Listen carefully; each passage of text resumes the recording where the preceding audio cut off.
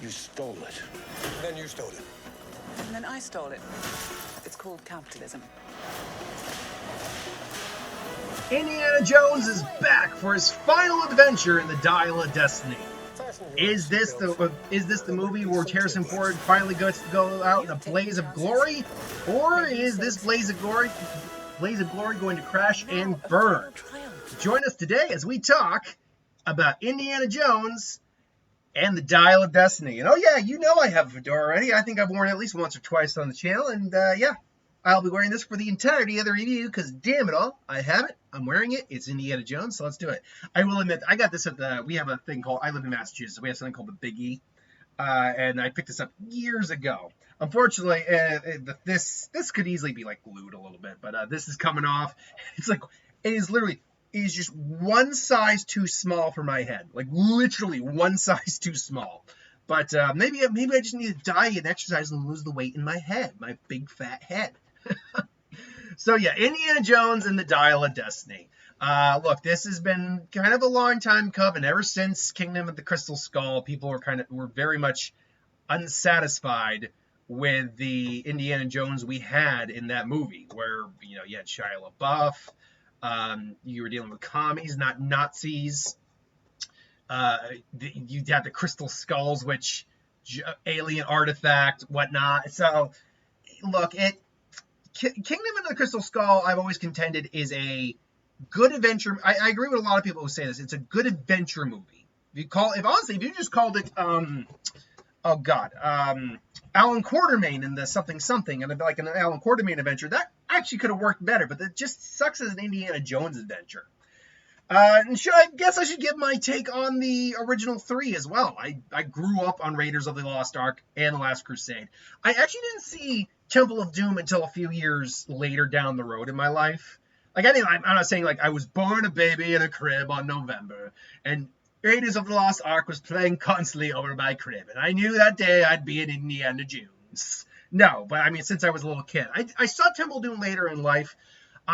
Look, both Last Crusade and Raiders are two of the best adventure films of all time.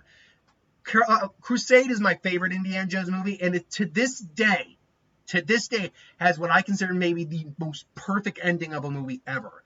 And if you want to get technical, that is really how Indiana Jones should have ended. I gotta adjust my hat a little bit here. That movie is really how Indiana Jones should have ended. Him running off in the sunset for more adventures. Temple of Doom is fine. Honestly, you could have either gotten rid of Kate Capshaw or cast a different actress. Honestly, the actress part probably would have been better. And nothing against the actor, I'm glad he's made a comeback, especially with Everything Everywhere All at Once. Dick Short Round. You got to do one or the other. Those are the two biggest problems with that movie. Otherwise, it's still a cool Indiana Jones movie. So where does the Dial of Destiny rank in all this? Look, obviously, we don't have Last Crusade as our perfect ending. And Kingdom of the Crystal Skull did not end on a good note. Okay, let me rephrase that. It did not end on a note where you want it to end.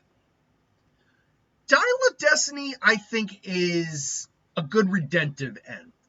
It is not as good as Last Crusade. No, not as good as Raiders of the Lost Ark. Not even close. I would say it's probably on par with Temple of Doom. The villain is better than Temple of Doom. The kid we get in this is better than Short Round, at least the way they depict Short Round. The problem is Kate Capshaw is annoying, but for the time and era that kind of was able to fly. We'll talk about Phoebe Waller-Bridge, I believe it was her name, in just a second, because I obviously want to talk about positive and negatives. My girlfriend and I were arguing this in the coming out of the movie, whether or not we liked or disliked the character. She was doing her best to try to defend the character. I was not. And we'll talk more about that in a little while. Phoebe Waller-Bridge. But, I think this ranks right in, it's kind of like Pirates 5. It's right in the middle of the Pirates movies. Of the 5 Indiana Jones now, this is number 3, I think. I think it dukes it out with Temple of Doom, but I think it's probably just above it. And that's because you got a lot of good in you.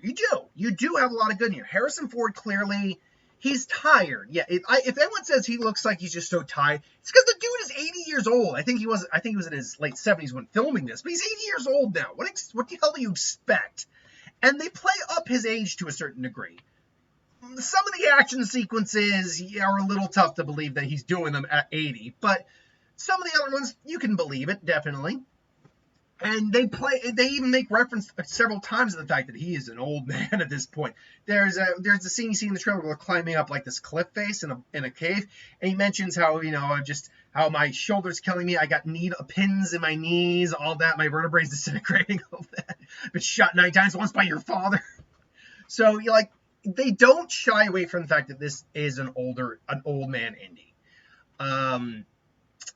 They go into more stuff with Indy. They don't ignore that Kingdom of the Crystal Skull happened. They don't talk about any of the events beyond the fact him and Marion got married and his son Mutt existed. And there is a scene that, first off, is I think the turning point for the Phoebe Waller-Bridge character. And that is really well done by Harrison, where they talk about the MacGuffin, which, as you've all probably guessed at this point, so the dial is apparently the dial of Archimedes, who, through mathematics, figured out a way to find fissures in time. By the way, I'm not spoiling anything because you all could figure out time travel was the damn plot. So they really were. It was really teed up. If you can't figure that out, I'm sorry. So fissures in time for time travel and all that. She asks him at one point, what would you do if you could go back in time and change things? And I'm not going to say what it is, but it's a perfect way of using exposition and kind of a catch up for us while actually making it a great scene for the character. And, we see where he is in his life now. It's not really the best place. He's in an apartment. Something has happened with him and Marion. So he's on his own. He's putting whiskey in his coffee. He's retiring. The kids in his lecture don't really care that much. And he gets wrapped up in one more adventure. Maybe there could be more. Who knows? But yeah, and then Phoebe Waller-Bridge, who's his goddaughter, comes in, who is the daughter of his old friend Toby Jones, Basil Shaw, played by Toby Jones. And it's them trying to get the dial before the Mad Nicholson Nazi, who survived into the modern era, and tries to get it. And they do some stuff that's very historical. Whether we like it or not, the government did give amnesty to Nazis in order for their services, and that's kind of what Mads Mikkelsen character is.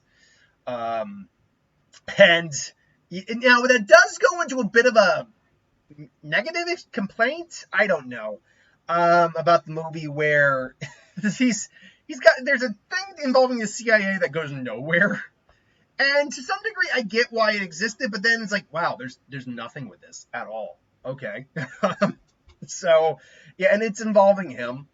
The film, actually, I will say this. The two best parts of the movie, in terms of, the actual story, I'll go three, are the beginning, which it's basically that back, at the beginning is the back in time stuff, where they found the doll originally. That's where you get a lot of the CGI, young Indy. And also, you know what? It wasn't perfect. And when he spoke, sometimes you definitely heard the 80-year-old Indy. But I'm besides that, this is a pretty good Indiana Jones film. I wish we were seeing the whole of it, but this is a fun Indiana Jones film. So, that was actually really damn good.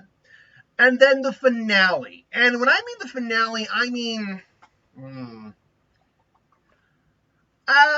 I want to say, the last 30-ish minutes. Maybe not, no, maybe even, 40 minutes. So, the first 20, last 40 are probably the best parts of the film. Because, obviously, the time travel stuff comes into play. But they do it in a way that's the most non-intellectually insulting way, a way of doing it. And when they realize something about the time travel, you're like, oh, this is going to be fun. And then you realize kind of what this actually all ends up being. How this ultimately played out and how it affects history or doesn't. And it's really actually pretty cool. Plus, they do something at the end where they do a little bit like, oh my god, are they going to go this route? And I'm not going to say if they do, but I'm like, okay, they legitimately surprised me for a second. And I'll talk about the end last, because the end I actually think is a really nice ending scene. But like I said, first 20 minutes, the last maybe 40 minutes, 30, 40 minutes, and the overall adventure stuff, especially when they're now looking for the other half of the dial because it's broken into two pieces, that part's really cool. One of the big problems, though, of this film is it is too long. It's 2.5 hours, a little over, actually, 2 hours and 34 minutes. Like I said, the last 40 and the first 20. Well, guess what? You take 50 minutes off this movie is still over an hour and a half long. In fact, this movie is still an hour and 40 minutes long, which is actually the length of most average animated features half the time. So you're dealing with you're kind of, I wouldn't say slogging, but it's just kind of, you have this great opening and a really solid end, and then you're just kind of petering. Every once in a while I get a blip on the radar, but you're just petering. Like when we see Sala come on screen, I'm like, yeah, and he's not in the movie long, but he's great. We see what's been happening with him, or at least we get an idea. We get some dialogue that basically tells him where he's at, or like what happened. I'm like, cool, great. And then you know what? That makes sense. That would happen. We see Antonio Banderas is in the film. I thought he was playing a young Sala. He's not. He's actually playing an old friend of Indy's. He's good in the scenes he's in. Matt Mikkelsen is awesome in the movie. The man can play a Bond villain, can play a Marvel villain, can play an Indiana Jones villain. The man can do anything. Give me him as a DC villain. Oh my god, they would not do him as a Lex Luthor, but could you imagine him as a Lex Luthor? I'd like to see that. Yeah, the accent is very obvious, but who gives a shit? Some of the biggest problems of the movie, honestly, it needed to be cut down about 15 minutes. I could even think of scenes right out the gate that could be cut down, easy.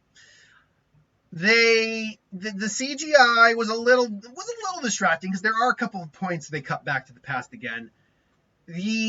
Sometimes it's a little unbelievable that Harrison is doing these things, but honestly, the biggest problem I have with this movie, and honestly, I had to think about this.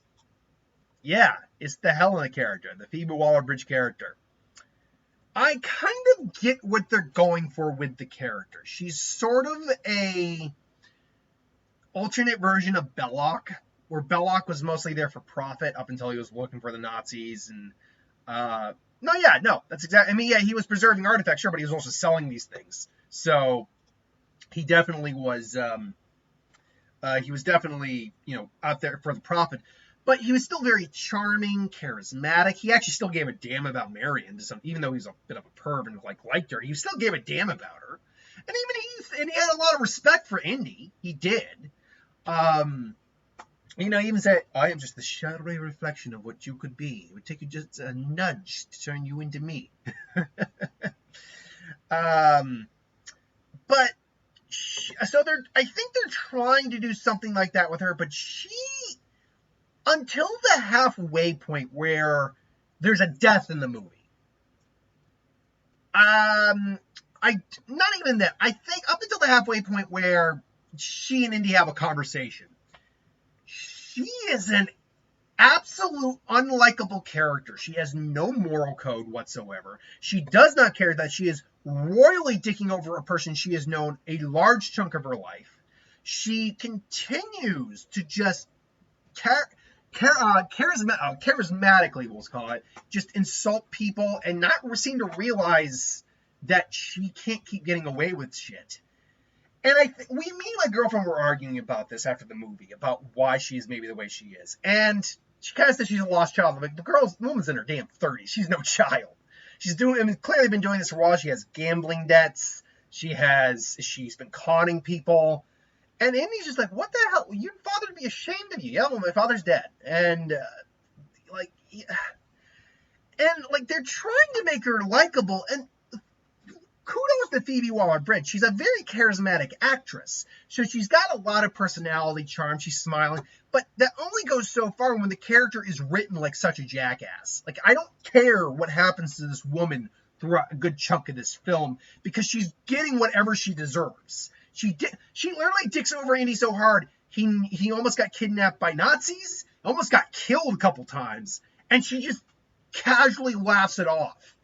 Like, she's just kind of unredeemable for the first half of the film. Now, after that conversation and the character death that happens later on, she does seem to have a turning point where she and Indy do seem to start to connect again. She's not out for herself so much. She seems to actually value him as a person again, and she's actually there to try to help him. And I will say this, by the end of the movie, I didn't hate her anymore. I don't know where she stands as a person, but she's not the most detestable. But the problem is I have to go through half the film of a 2.5-hour film just disliking this smug-ass woman who honestly has no business being that smug, quite frankly. She seems kind of delusional, is the thing. Like, she doesn't seem to grasp how out in over her head she is. So, yeah, I don't know. I could not get behind her. She's just not a very likable person. Not the actress, mind you. The actress is lovely. And again, she was given, this is the character that was given to her, and she did the best she can, or she could.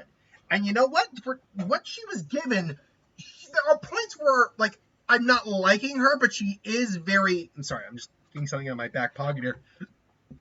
She isn't very likable, but she is very charming in how unlikable she is. I guess that's what, despite the fact that what she's saying, what she's doing isn't very likable, she is very likable at how she talks and how she has a lot of confidence with her.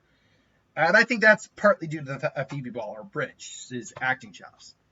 But the film, I think, is a good send-off to this character, absolutely. And the end scene, I'll end on talking about the end scene real quick, without giving any real spoilers away. What's the best way to put it? Because the question also a lot of people will be asking is, does Indy die in this movie? Okay. So my thoughts on the movie right now are, I liked it. I don't think I'd see it again. We'd probably watch it like on Disney Plus or something like that when it comes out.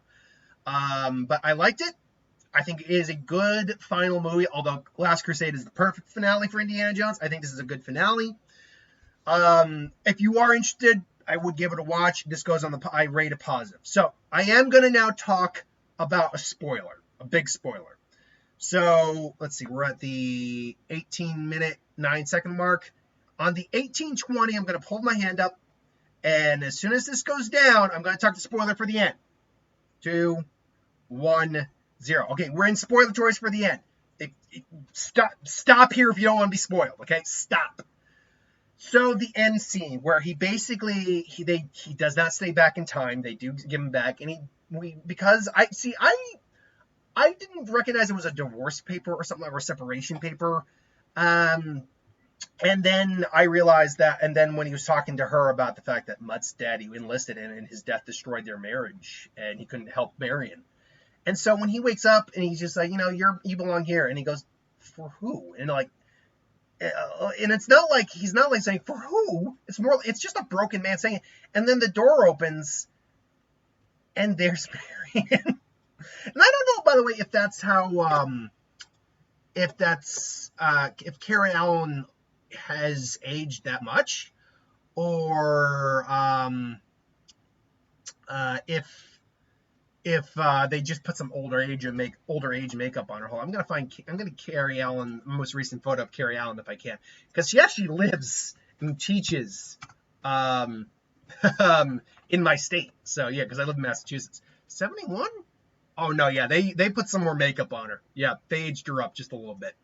But yeah, you see her there, and they go out, and and she asks him how he feels, and it's like, I hurt all over, and it's like, I know what that feels like. And then my mind was wondering if they were going to do the homage to the scene.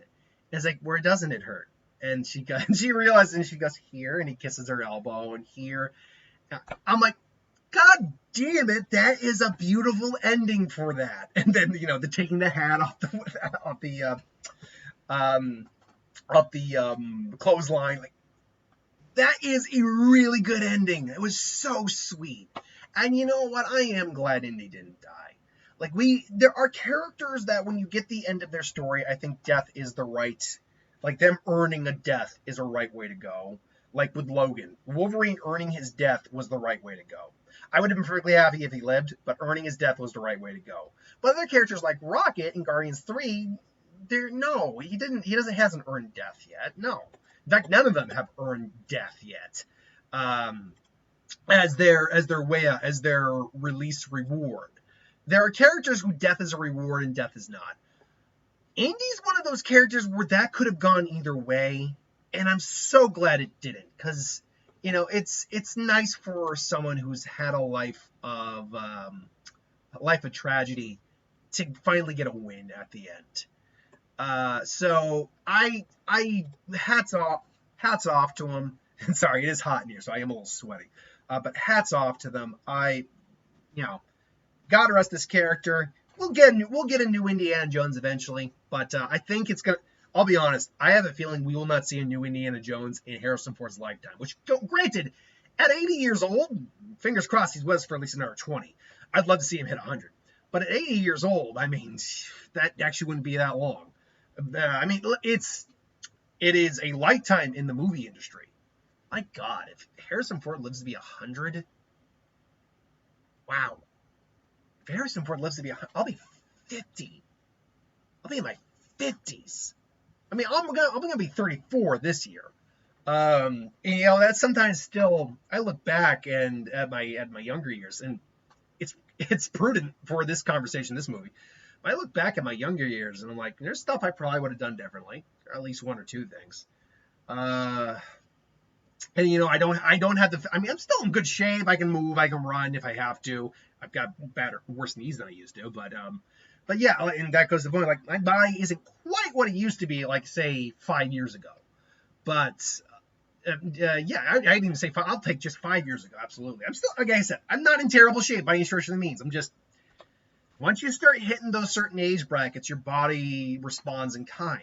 And I just think back. I think back of where I was and where I'll be. And man, that's that I think I kind of put it in my think words. Clerks 3 review. It's the only real fear in life I do have. I could face down look a grizzly in the face and probably not flinch. Okay, maybe flinch, but not be like scared out of my mind. Be like, okay, I know how to handle this. Try to scare it off. If not, fight for your life. Cool.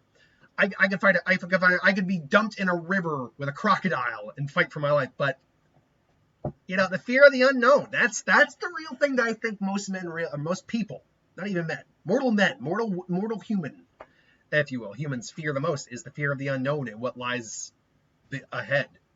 And that's why we look back and think, what would we have done differently? And and again, this whole conversation is kind of prudent for this movie because that is a theme of the movie. Anyway, I digress. So, thanks for watching. Hope you enjoyed. Like, comment, share, subscribe. And I'll see you folks for the next one. I'll try to do the Teenage Kraken on Wednesday. I'm not in the mood. I want to spend the last 2 days just relaxing on my vacation. So, yeah, I'll do. Don't worry.